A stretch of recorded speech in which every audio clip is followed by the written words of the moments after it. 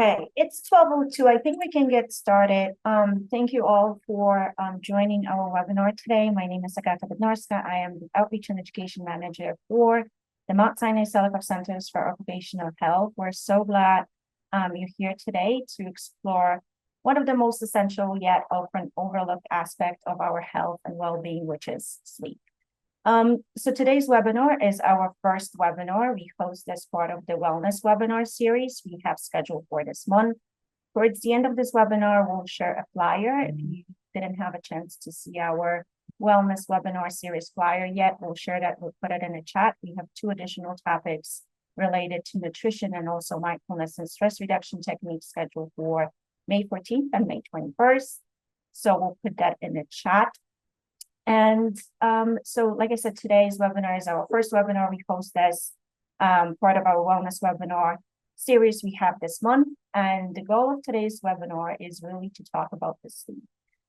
We will explore the science of sleep and its impact on both physical and mental health. We will offer tips for healthy sleep habits and strategies to improve sleep quality while managing a busy life.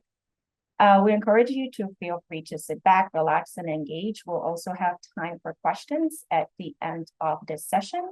So throughout the session, we encourage you to put your questions in the Q&A box, and we'll review them at the end of the webinar. But before we dive into our webinar and the topic, and before I introduce our phenomenal guest speaker, just a few words about the Mount Sinai Selikoff Centers for Occupational Health, who we are and what we do. So Mount Sinai Selikoff Centers for Occupational Health, we are part of New York State Occupational Health Clinic Network. We specialize in prevention, diagnosis, and treatment of work-related injuries and illnesses. We are part of Icahn School of Medicine, Department of Environmental Medicine, and our goal is to keep workers healthy and workplaces safe.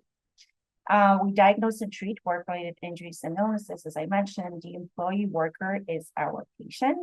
But we also partner up with labor and law enforcement unions, community-based organizations, employers to support workers' occupational health needs and establish programs to enhance worker safety and health. So our guest speaker for today is Dr. Jing Wang. Dr. Wang is an associate professor of medicine in the Division of Pulmonary Critical Care and Sleep Medicine at Mount Sinai.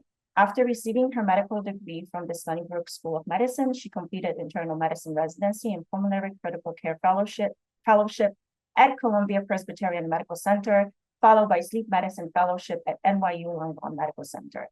Dr. Wang's clinical interests include general pulmonary and sleep medicine, as well as respiratory failure and inpatient management of sleep-related breathing disorders. She's currently the clinical director of the Mount Sinai Integrative Sleep Program and medical director of the Sleep Lab. Dr. Wang, this is our pleasure. Thank you so much, and the floor is yours. Thanks so much for having me. Let me just share my slides.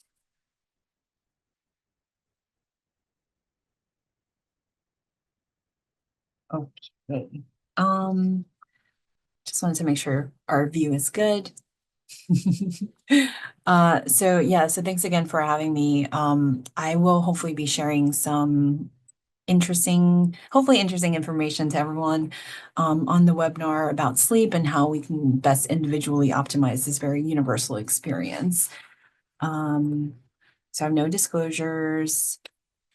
So just, some questions to think about as I go through this talk. These are questions that I often ask my patients, but also just kind of questions that as individuals we can sort of self-assess to get a sense of, how is our sleep? So when thinking about your sleep, consider, are you getting regularly at least 7 to 9 hours of sleep? Are you able to fall asleep within 15 to 20 minutes of laying down? Is your sleep generally continuous and uninterrupted? Do you wake up feeling refreshed? Are you able to stay alert during your waking hours? Has anyone in your friends, family, or partner reported any disturbances during sleep, such as snoring, pauses in breathing, excessive movements, restlessness, nighttime behaviors? These are some questions to kind of mull over, and I'll come back to these at the end when we go over some strategies to ensure healthy sleep. Okay, so I'm just going to dive in. So first, I'm going to review a little bit about the background of sleep and little science behind it. Human sleep, as we know it, is divided into four stages. We're not very creative with naming, so we name them one, two, three, and we have REM. So first we have stage one, which is a light sort of transitional stage. This is where we go from a state of being awake to light sleep. Brain activity does decrease. And again, it is a transitional stage before we move on to the deeper stages. From stage one, we usually cycle to stage two. This is where we see decreases in our body temperature, our heart rate slows in preparation for deeper sleep. Stage three, also called deep sleep or delta sleep, is a very essential period of sleep, and it's where a lot of our tissue repair and growth happens.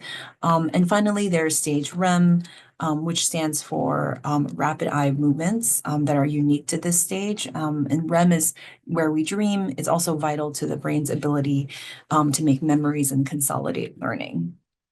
So in a typical night's sleep, we cycle through the four stages in a pretty cyclical pattern. We go from being awake to stage one, two, three. This is a little bit of an older sort of hypnogram where there was a stage four, and now in the stage four has been incorporated into REM. Um, and so we cycle through those stages. We have a period of REM, and then that pattern continues typically at like 90 to 120 minute sort of cycles over the course of the night. I will note that there's more deep sleep in the beginning of the night, and more REM cycles as we go later on in the night. Just a brief word about REM. So we know that all stages of sleep are important, but REM sleep has gotten particular spotlight because of its unique features. It is very important, again, in restoring energy to the brain and the body. It is a period. So while all the other stages we see everything kind of slow down in REM, it's the opposite. Everything kind of speeds up, becomes a little bit more irregular. So we see breathing pattern, breathing rate be a little bit faster. The brain, as opposed to activity decreasing, REM is a period where the brain is very active and there's dreaming. We see the classics or rapid eye movements that give this stage its name.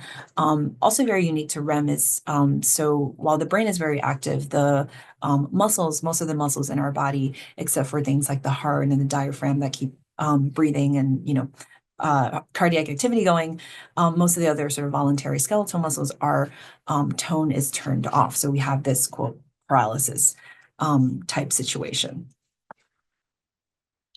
Okay. So it may come really as no surprise that sleep is intricately tied to health and well-being. Chronic sleep restriction, as well as, sleeping too many hours, has been associated with poor health outcomes. And these include things like sort of defects or changes in metabolism that can increase our levels of stress hormones. It can result in weight gain, increase the risk of developing conditions like diabetes. It's also tied to cardiovascular health. Poor sleep has been associated with increased risk of things like high blood pressure. Also, mood disorders have been described, and I think many of us, on a night-to-night basis, if you're ever sleep deprived, you can kind of wake up very cranky and groggy and kind of just have a bad day. Chronically, it may come as no surprise that chronically poor sleep or lack of sleep has been tied to developing mood disorders, including anxiety, depression, and other states of mental distress.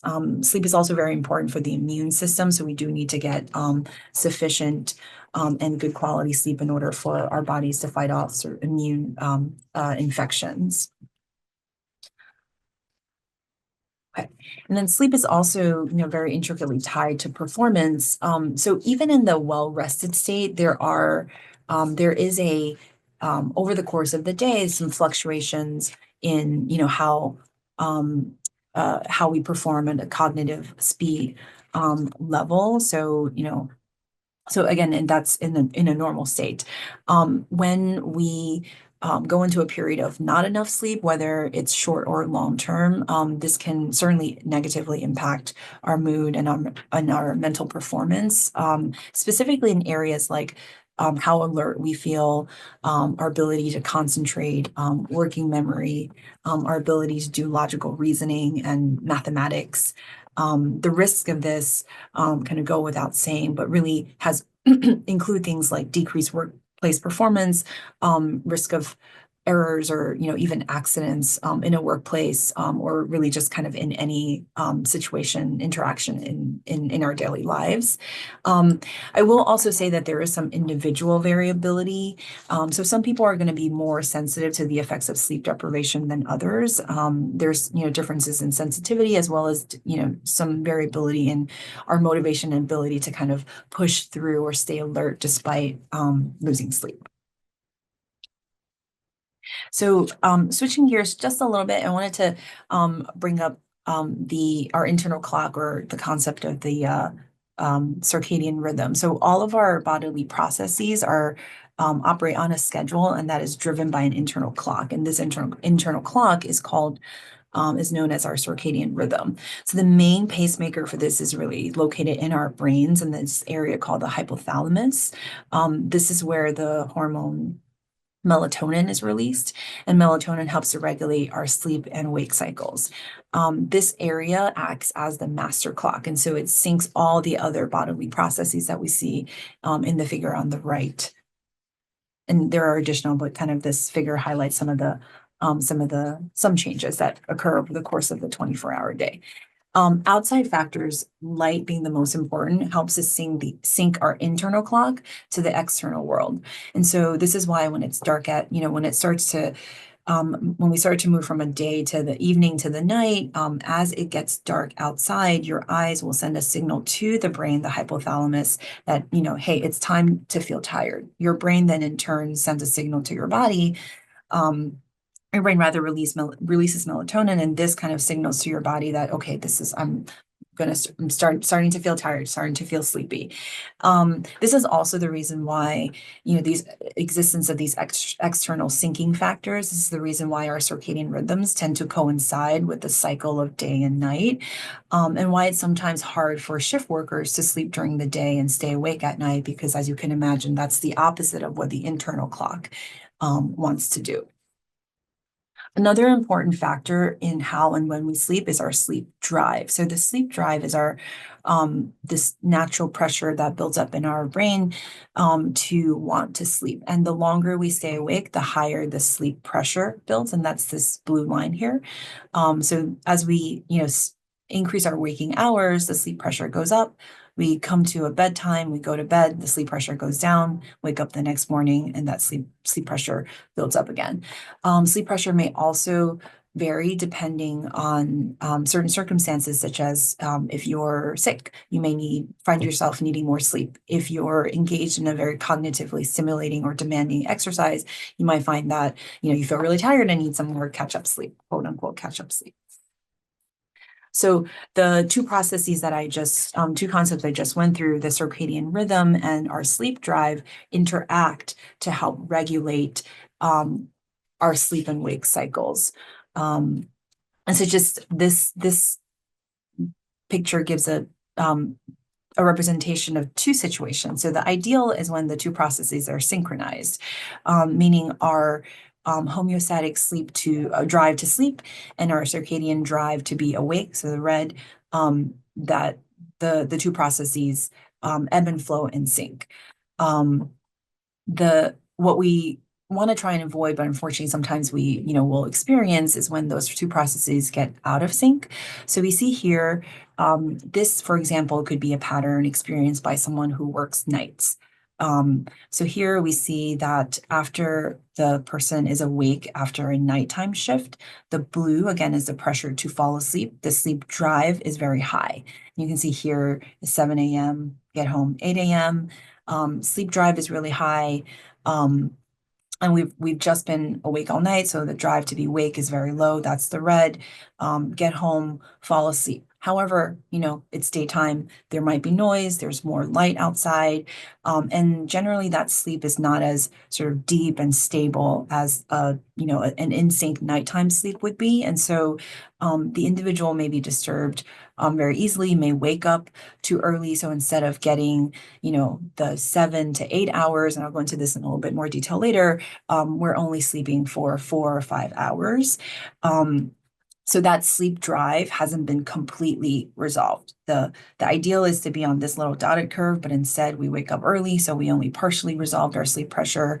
But at that point, our circadian drive for wakefulness is also high, and so it's hard for that person, at the 1, 2 p.m. period to get back to sleep.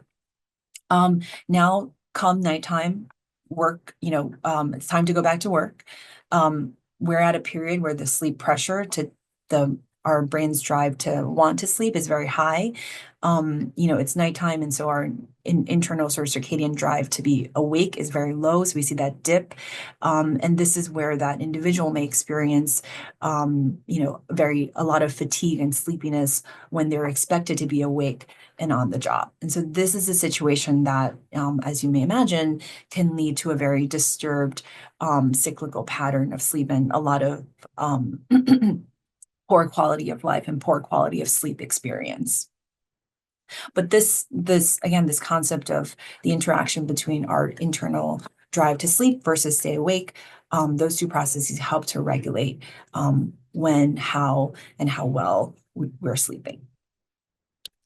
Okay, and I get this question a lot: how much sleep do I actually need? It really depends on the individual, and age is a factor. So this is, I thought this was a cute picture to kind of represent our sleep needs does change over the course of the lifetime.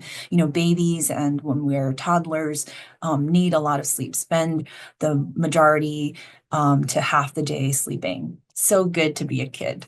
As we get older, as the brain matures and ages, most adults kind of settle somewhere in the 7 to 9 hours of sleep need per day. That doesn't really change too much as we move into the later decades of life. Though sleep, again, unfortunately, as the brain ages, the quality of the sleep and the patterns of sleep becomes a little bit more fragmented. Okay, so I'm going to shift gears here to take us through some tips for a good night's sleep. So this is, we may have heard some of these tips in the form of generally labeled as sleep hygiene. It may sound, very like common sense or simple, but we see this a lot in our sleep practice, and a little bit of good practice, good sleep hygiene goes a long way. So, number one, it's important to try and, as much as possible, to establish a soothing pre-sleep routine. And this may be different for different people, right? Some people find music relaxing, some people find reading relaxing, some people like scents and taking a calming bath or soothing shower. Whatever it is for you as the individual that you find sort of relaxing, that's important to incorporate into your pre-sleep routine. It's also very important to keep a regular bedtime and wake time. This cannot be understated. Our brains really don't do well when there's too much variability when it comes to sleep and wake. And so as much as reasonably possible to stay within, a very short range of your typical bedtime and then wake up at the same time each day, regardless of how the last night or the last night's sleep went. Also very important to remember that the bed is for sleeping.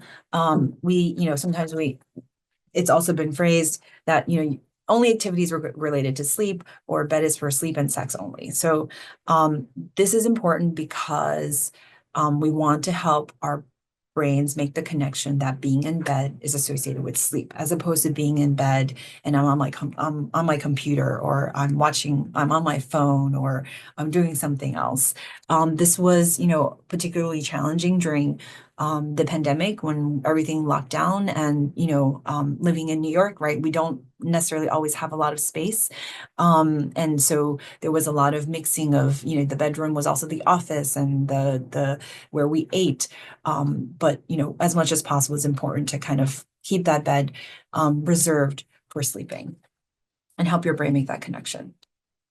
Um, Also, this may sound like a broken record, but turning off screens is important. Not necessarily just for the content and the simulation there, but also for the artificial light exposure. So, these electronic screens have emit a specific, a blue wavelength of light, and that blue light suppresses our natural melatonin, so kind of counteracts the internal signals that are being sent to feel sleepy. Also important to keep your bedroom, quiet, cool, as dim or dark as possible. And, think about it's okay to use sort of additional tools to help you, achieve that, right? Like depending on sort of what's going on in your outside environment, if there's traffic, or if there's you're in a very like busy area where there's the lights don't shut off. New York like never sleeps. I grew up in the city, so I'm used to like cars and honking and trains. But think about, there are lots of tools available. So there's eye masks, there's earplugs, there's heavy curtains, blackout curtains that also kind of dampen sound. So depending on your home environment, kind of do a little assessment of where there might be room to change things up a little bit, just to optimize the sound and the light coming through.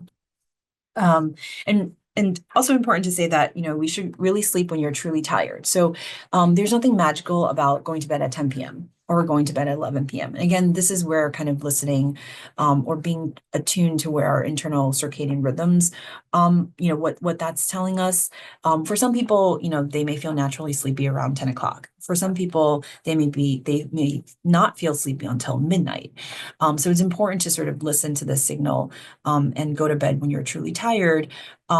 We also do say, if after going to bed, I'll often tell my patients, if you find yourself just kind of laying there and like 15, 20, 30 minutes have gone by and you're not sleeping, you shouldn't, continue to stay in bed. You should actually physically leave the bed, go, somewhere quiet, cool, do something very, not simulating, relaxing, very relaxing, not simulating, and then go back to bed and try again.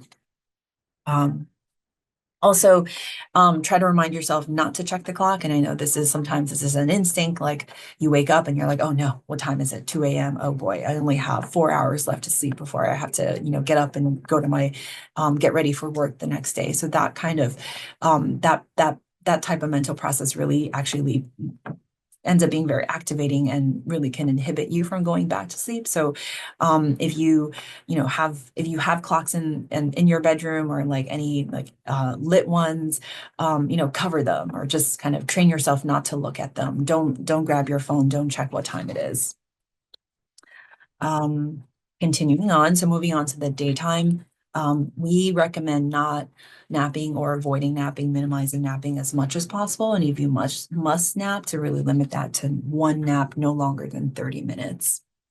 And again, this is in terms of the napping, so the longer nap you take during the day, and that, remember what I was saying earlier about the sleep, our drive to sleep. So if you sort of take a 3-hour nap in the middle of the day or in the afternoon, you've now dissipated some of that sleep pressure that was building up. So come your usual bedtime later on in the evening, your brain's like, well, I've already rested a little bit. I'm not that tired. So, it makes it much harder potentially for you to then fall asleep in those nighttime usual bedtime hours. I think I already mentioned about light. So again, be mindful of light exposure. It's important to get lots of natural light, especially in the morning hours that again and daytime hours that keeps our internal clock synced. Blue light I talked about earlier. A word about caffeine and nicotine and any other sort of potentially activating substances. So, be mindful that, for certain things like caffeine, for example, the half-life could be, is, 6 hours. So if you had a cup of coffee at 3 p.m., there's still, caffeine being metabolized in your system come a bedtime, say like 10 p.m. So we really recommend avoiding any stimulating substances at least 4 to 6 hours before bedtime. Also along those lines, trying to avoid alcohol, especially in the hours before sleep. Alcohol kind of has this like bimodal effect where, initially it can be for many people a sedative, but as the alcohol becomes metabolized, it tends to fragment our sleep later on in the night. Exercise and eat right, but not right before bedtime. So you don't want to have your super heavy workout, at 10:30 and aim to go to bed at 11.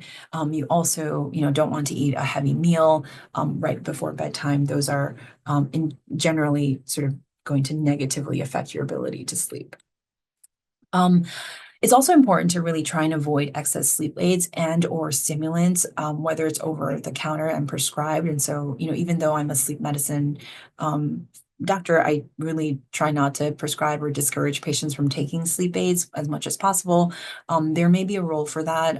This is in a very sort of individualized situation, and that's certainly something that should be done and discussed under the direction of a provider.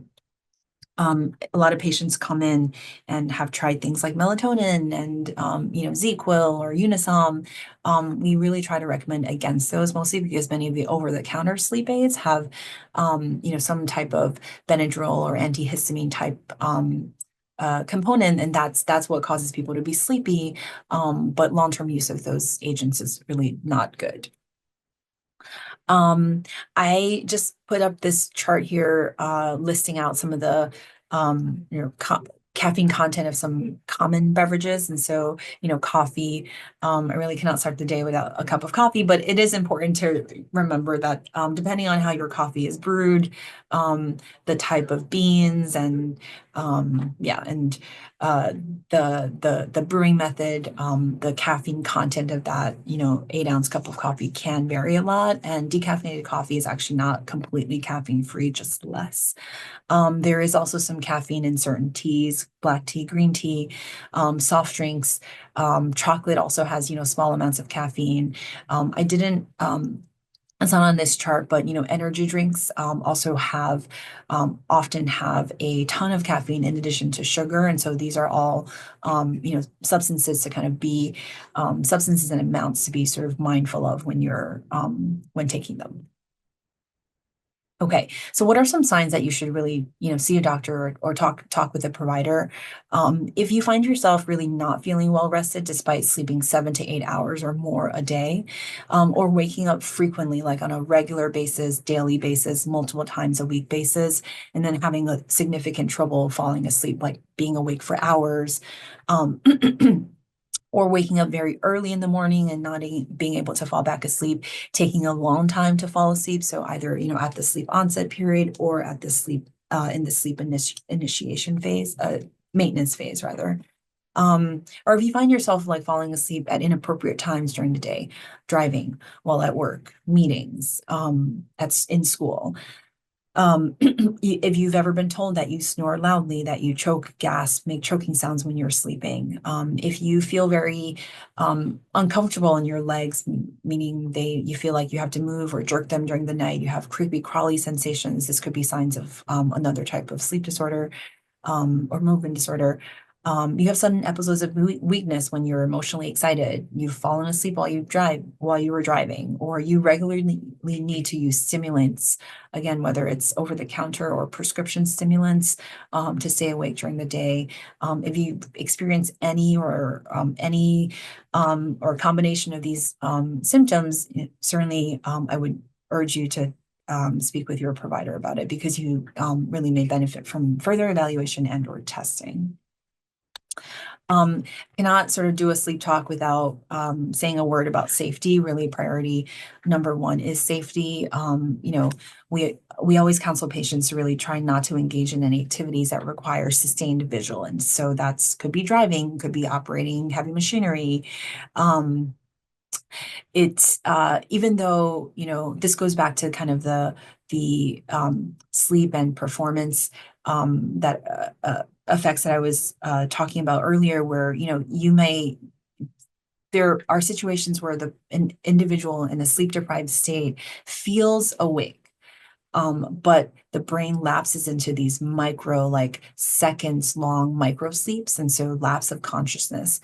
conscious awareness that the person to their general awareness is not like doesn't realize that's happened, but this is really where errors and accidents can happen. And the usual or it's sort of myths that like rolling down the window or like splashing water on your face, like these things, or like eating, these things, these behaviors don't necessarily prevent that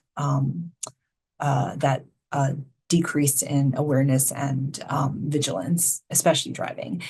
So, best thing to do really like pull over. Sometimes taking a quick nap can, give you an energy boost to kind of finish that drive. And most importantly, is actually just not to drive if you're feeling tired or sleepy. Okay. I did add this slide in here, specifically just a word on shift work sleep disorder. So again, this is, this is a disorder or a situation where an individual experiences either insomnia or excessive sleepiness that is associated with a work period that occurs like out during a habitual sleep phase. So again, it's that, the mismatched or out of sync graphs that I was talking about. So you generally want to be sleeping at night, but you work the overnight shift. It is most common in individuals who again work night shifts, like the overnight, so like 10 to 6 a.m., for example, or people who work rotating shifts, so 10 to 2 a.m. and then like 4 to 4 a.m. to noon. So, where the shift working period rotates. Variable sort of rates of how many workers it affects, but some reports around 10% or more shift workers can experience at some point in their working careers shift work sleep disorder. A lot of the tips that we recommend to kind of manage this is very in line with a lot of the sleep hygiene things that I just reviewed. Some things we also tell patients, especially the ones who are working the overnight shift and then need to sleep like in the morning period when there's a lot of bright light outside, to actually try and go home wearing sunglasses to kind of minimize the excessive light exposure in the morning. Really important to try and keep a sleep log, keep track of how many hours you're sleeping in total. Trying to institute a routine where there's a little nap right before the start of the shift. Seeing when possible if there's the opportunity to protect a 15 or 20-minute, 30-minute nap time during the shift. Sometimes we'll utilize things like caffeine as needed over the course of the shift to help with alertness. We have also used things like tools like a light box. This is essentially just things that can be bought online often. It gives your eyes like very, very bright light. You don't want to stare directly into it, just kind of have it on the side, kind of using a light box right before the start of the shift.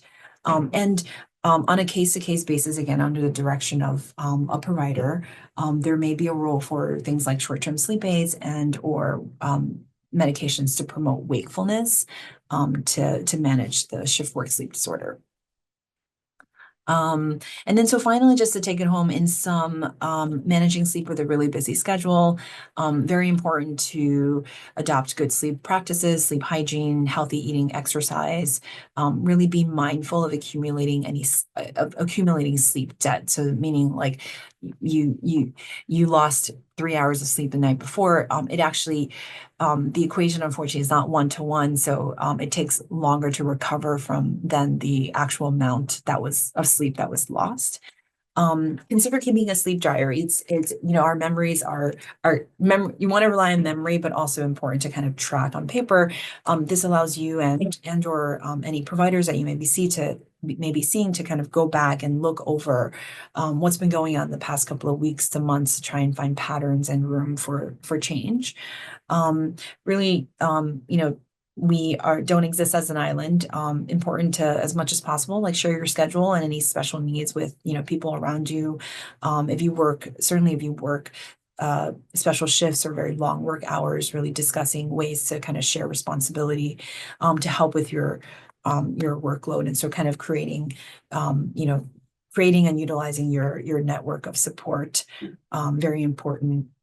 And then planning ahead, be flexible, and this kind of is very individual. So this is kind of a very general statement, but kind of on a person to person basis, depending on what else is on your plate, whether it's parenting, other jobs, other sort of responsibilities, and think about ways to kind of share those or change kind of routine or time scheduling around. Again, not necessarily saying that you have to prioritize your sleep above all other responsibilities, but kind of really just assessing your individual situation and responsibilities and seeing where there's room to make modifications to best optimize your sleep opportunity. Kind of similar vein to what I just said. And really finally, just last word, really see your healthcare provider if you have any concerns about your sleep or your health. And I'll leave it at that. Dr. Wang, thank you so much.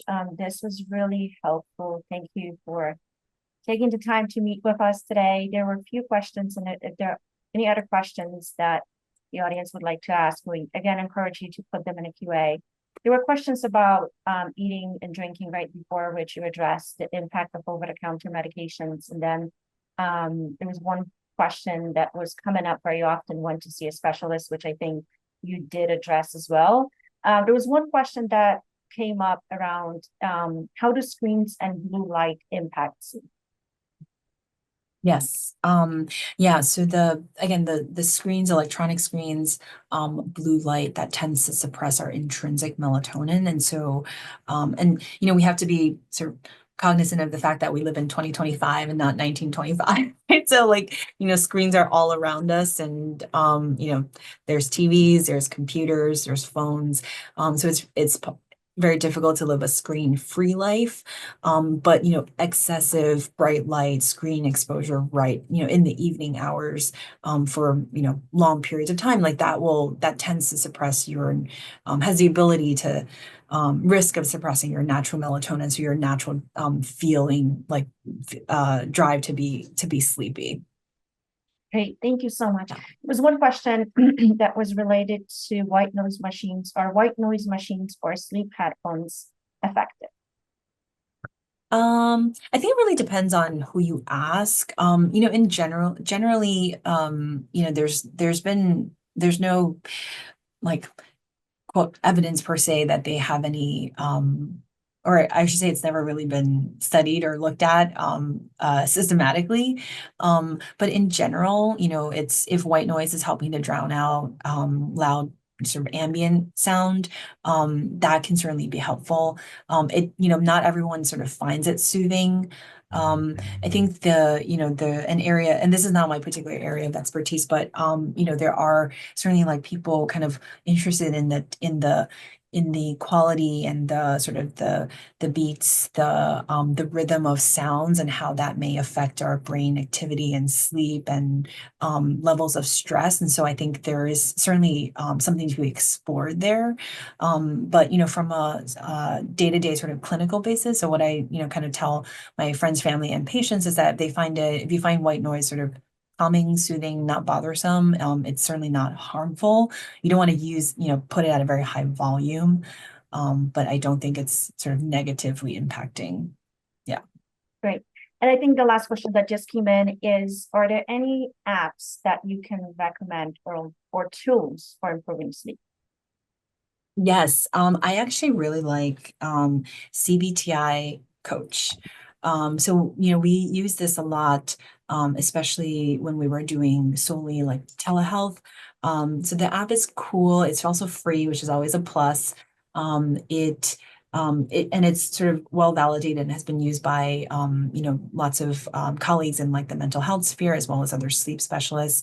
You'll find that there's a sleep log in there, so there's a way to kind of digitally track your sleep. There's also a section, I think it's called Quiet Your Mind, and there are a bunch of different exercises in there. And I actually, actively encourage my patients who are, experiencing insomnia to kind of go through some of those exercises. You don't have to necessarily do all of them. What I usually say is kind of look for one that speaks to you as a person. So again, like some are about visualization, some are audio based. There's an exercise for muscle relaxation. So there's a lot of cool sort of tools in that particular one. Great. Thank you so much, Dr. Wang. It's been a pleasure. This was a really helpful webinar. Thank you again for joining us. For the audience and the attendees who are here today, we just put it on the chat. So we have, just as I mentioned at the beginning of this webinar, we have 2 additional webinars coming up next week. And those are, I'm going to share it, they're in the chat,